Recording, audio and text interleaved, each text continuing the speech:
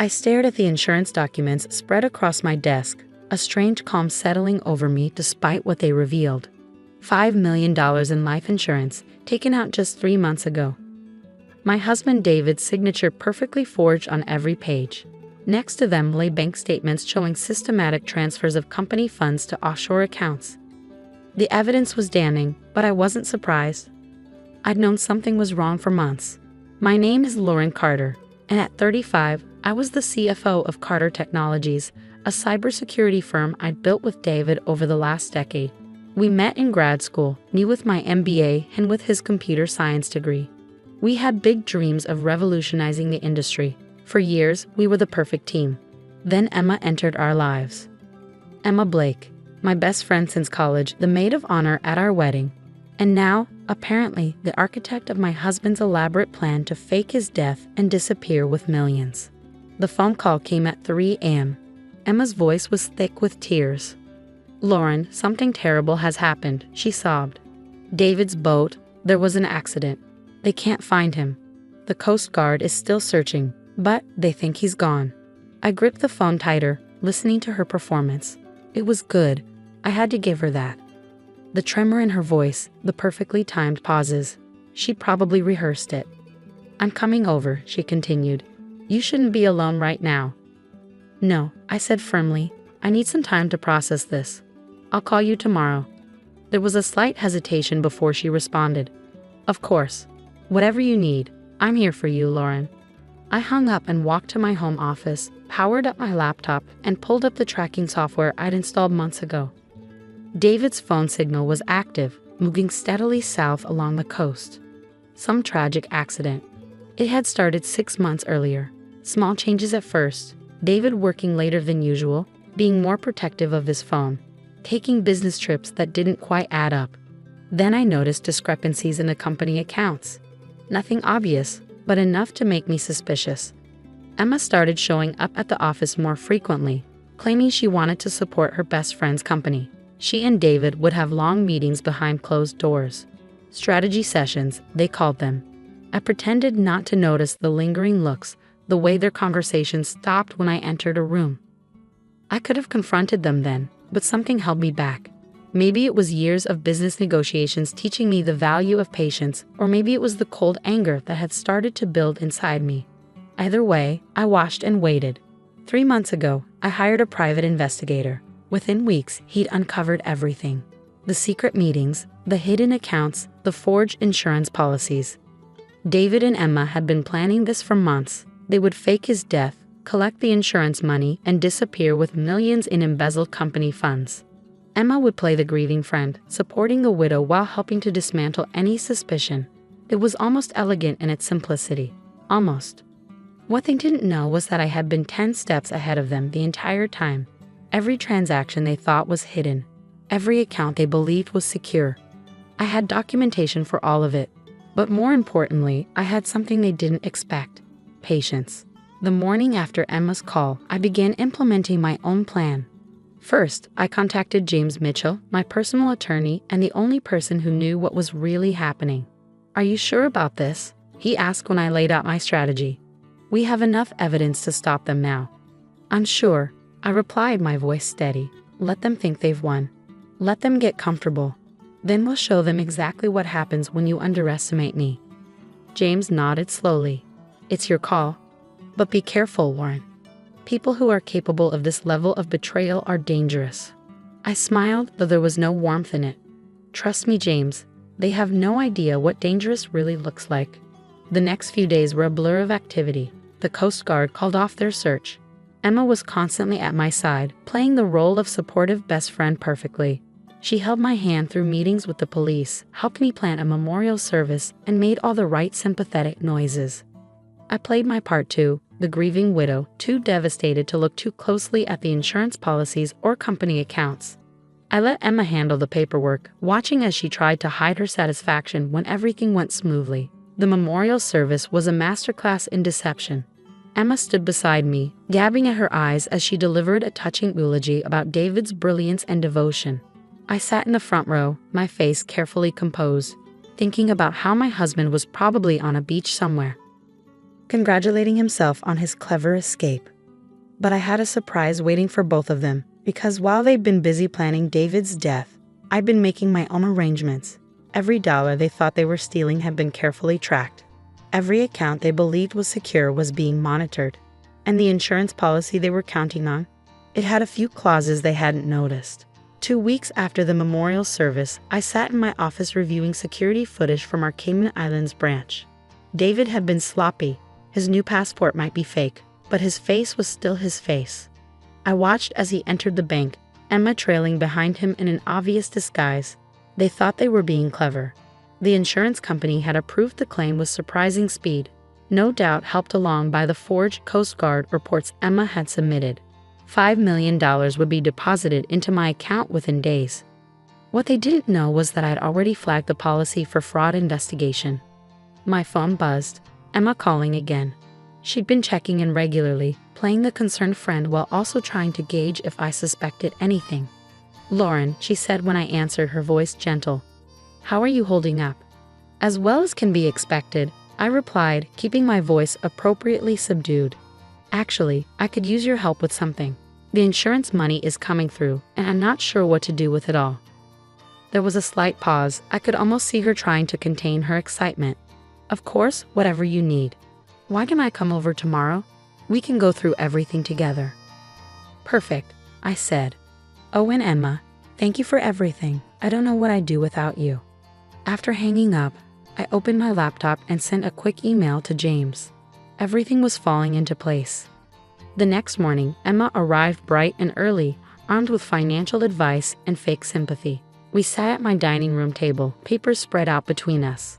"I've been thinking," she said carefully, "maybe you should consider investing the money offshore. You know, diversify your assets." I nodded thoughtfully. "That's actually a good idea. I've heard the Cayman Islands are good for that sort of thing." Her hand trembled slightly as she reached for her coffee. "Yes, I've heard that too." "Funny story," I continued casually, "our Cayman Islands branch had some interesting visitors last week. Would you like to see?" Before she could respond, I slid my tablet across the table. The security footage played clearly. David and Emma entering the bank, their pathetic attempts at disguise doing nothing to hide their identities. The color drained from her face. "Lauren, I can explain." "Can you?" I cut her off, my voice ice cold. "Can you explain why my supposedly dead husband is very much alive and accessing company accounts of my best friend? Can you explain the forged insurance documents, the embezzled funds? Please, Emma, I'm curious to hear how you'll spin this." She stood up so quickly her chair toppled backward. "You don't understand. David and I love each other." I finished for her. "How romantic. Planning to fake his death, steal millions, and run away together. Like something out of a movie." "He was unhappy," she said desperately. "We didn't mean to hurt you." I laughed, the sound sharp and humorless.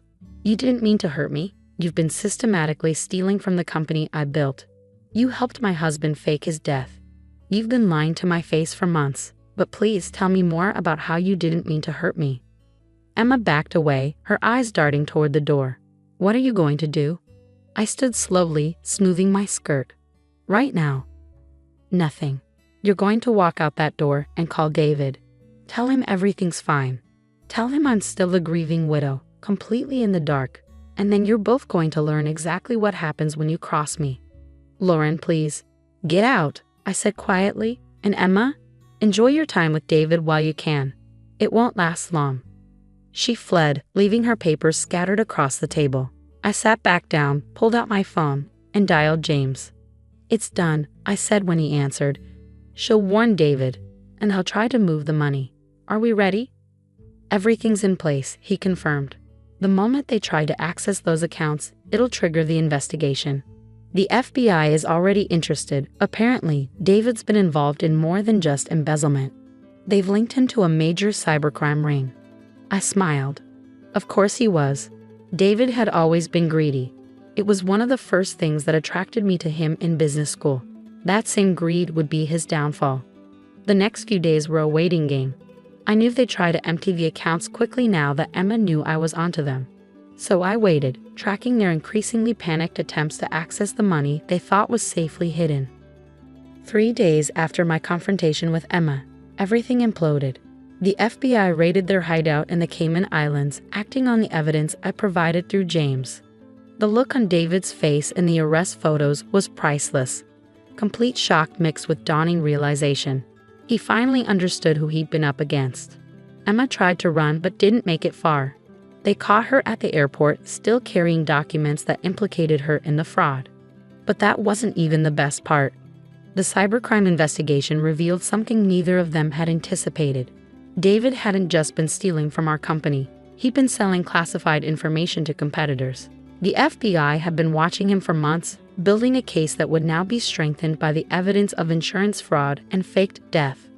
I sat in my office, watching the news coverage of their arrests. My phone was buzzing constantly, reporters wanting comments, business associates expressing shock and support. I ignored them all, focusing instead on the email from James. "They're both looking at significant prison time," he wrote. "The FBI is particularly interested in David's cybercrime connections. Emma's trying to cut a deal, offering to testify against him. Thought you'd appreciate the irony." I did appreciate it. Their perfect plan, their dream of running away together with millions, had crumbled. And the best part? I hadn't just caught them, I destroyed them completely. The company stock actually rose when the news broke. My quick action in uncovering the fraud and cooperating with authorities had impressed our investors. Carter Technologies wasn't just surviving, it was thriving. A month after their arrests, I received a letter from David in prison. His handwriting was shaky, his words desperate. "Lauren, please," he wrote. "You have to help me. I know I made a mistake, but everything I did was for us, for the company. Emma meant nothing. It was all part of the plan. You're my wife, we built this together." I shredded the letter without finishing it. The next day, I filed for divorce. Emma tried to contact me too, through her lawyer. She wanted to apologize, to explain herself. I sent back a simple message: "Save it for your sentencing hearing." The trials were quick. With a mountain of evidence against them, both David and Emma took plea deals. David got 15 years for the combined charges of fraud, cybercrime, and conspiracy. Emma got 7 years, her sentence reduced in exchange for her testimony about David's other illegal activities. I attended both sentencing hearings, sitting quietly in the back of the courtroom. Neither of them would look at me. They couldn't bear to see what they'd lost, what they'd thrown away in their greed and betrayal. 1 year later, I stood at the podium of a cybersecurity conference, delivering the keynote speech. Carter Technologies had expanded, our reputation stronger than ever. I was being hailed as a pioneer in the industry, not just for our technological innovations, but for my handling of the crisis. The biggest threat to any organization, I told the packed audience, isn't always external. Sometimes it's the people you trust most who can cause the most damage. But with the right safeguards, the right awareness, you can turn any attack into an opportunity. The applause was thunderous. As I walked off stage, I thought about David and Emma, sitting in their separate prison cells, probably still wondering how their perfect plan had fallen apart. They thought I was an easy target, the trusting wife, the loyal friend. They never understood that I'd built this company from the ground up, that I'd survived in this cutthroat industry by being smarter, more patient, and more ruthless than anyone expected. That evening, I sat in my new penthouse office, looking out over the city lights. My phone buzzed with a text from James. The last of David's appeals had been denied. He would serve his full sentence. I smiled, pouring myself a glass of champagne. Sometimes the best revenge isn't just about catching someone in their betrayal. It's about letting them destroy themselves while you rise from the ashes stronger than ever. Emma and David had tried to write me out of their story, to reduce me to a footnote in their great escape. Instead, they'd become cautionary tales in mine. And me? I was just getting started.